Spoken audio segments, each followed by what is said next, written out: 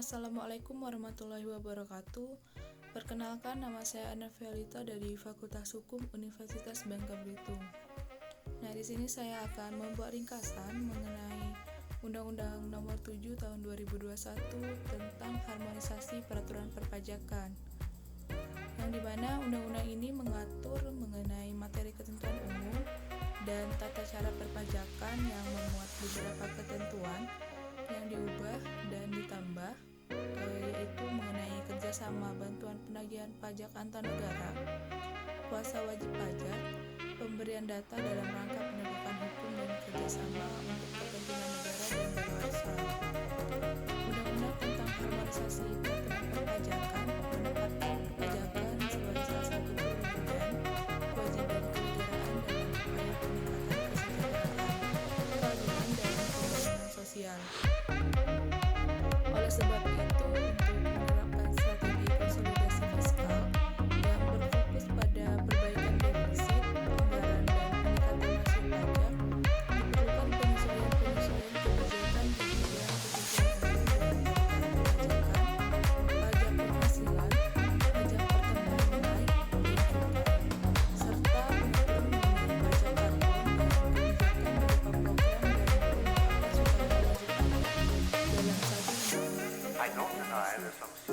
Adapun penjelasan umum mengenai HPP ini untuk meningkatkan pertumbuhan perekonomian yang berkelanjutan guna mewujudkan masyarakat adil, makmur, dan sejahtera berdasarkan Pancasila dan Undang-Undang Dasar Negara Republik Indonesia tahun 1945. Diperlukan berbagai upaya dari pemerintah untuk mengambil berbagai langkah kebijakan fiskal yang konsolidasi. Kebijakan fiskal yang konsolidasi tersebut dapat diwujudkan dengan melakukan langkah strategis yang berfokus pada perbaikan defisit anggaran dan peningkatan rasio pajak, antara lain melalui penerapan kebijakan peningkatan kinerja penerimaan pajak, reformasi administrasi perpajakan, peningkatan basis perpajakan, penciptaan sistem perpajakan yang mengedepankan prinsip keadilan dan kepastian hukum, serta peningkatan kepatuhan sukarela wajib pajak.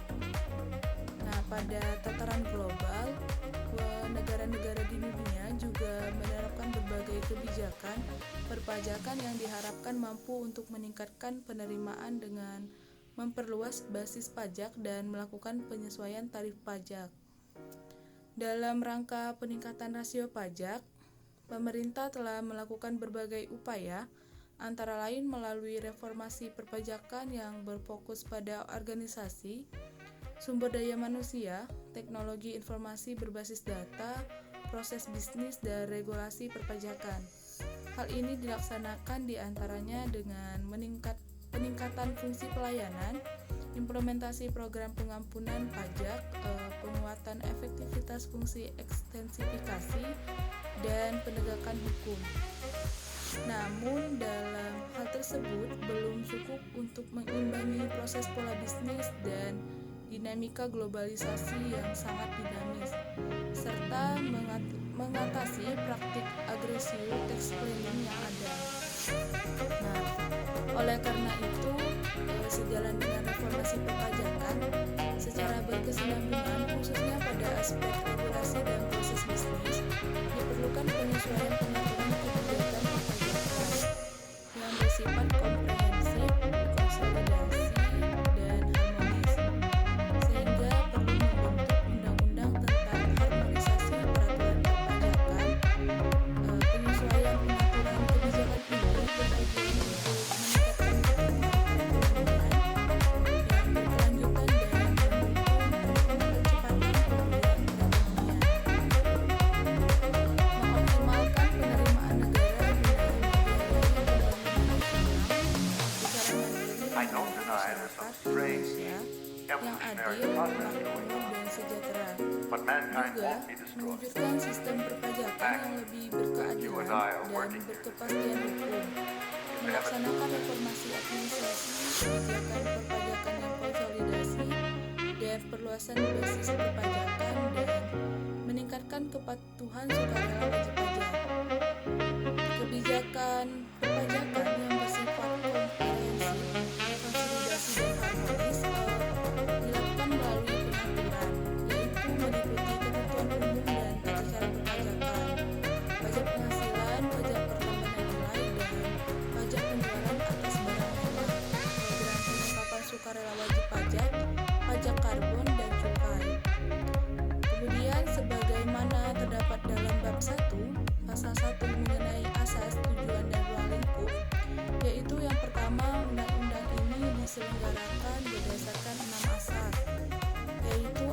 keadilan, kesederhanaan, efisiensi, kepastian hukum, kemanfaatan, dan kepentingan sosial.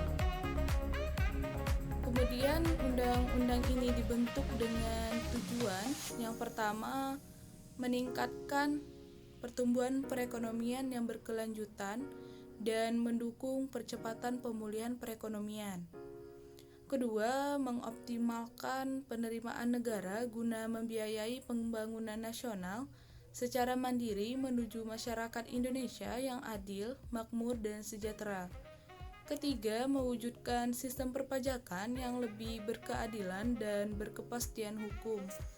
Yang keempat, melaksanakan reformasi administrasi, kebijakan perpajakan yang konsolidasi dan perluasan berbasis perpajakan.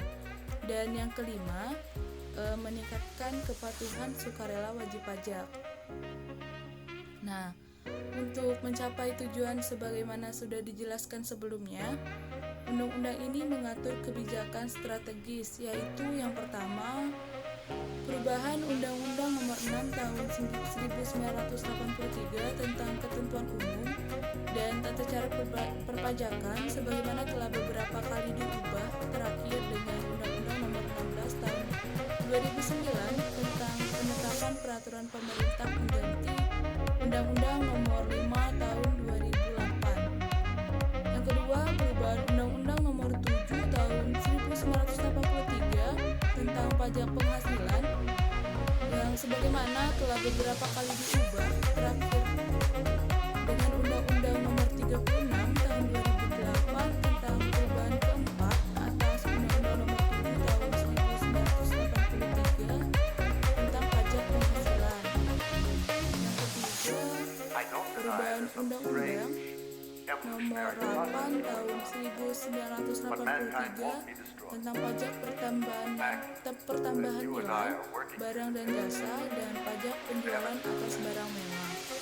Nah, sebagaimana telah beberapa kali diubah, terakhir dengan Undang-Undang Nomor 42 Tahun 2009 tentang perubahan ketiga atas Undang-Undang Nomor 8 Tahun 1983 tentang pajak pertambahan nilai barang dan jasa dan pajak penjualan atas barang mewah. Keempat, pengaturan mengenai program pengungkapan sukarela wajib pajak. Kelima, pengaturan mengenai pajak karbon, dan yang terakhir yaitu yang keenam, perubahan Undang-Undang Nomor 11 Tahun 1995 tentang cukai sebagaimana telah diubah dengan Undang-Undang Nomor 39 Tahun 2007 tentang perubahan atas Undang-Undang Nomor 11 Tahun 1995 tentang cukai. Nah, yang itu saja dapat saya sampaikan. Kurang lebih saya mohon maaf. Wabillahi taufiq wal hidayah. Wassalamualaikum warahmatullahi wabarakatuh.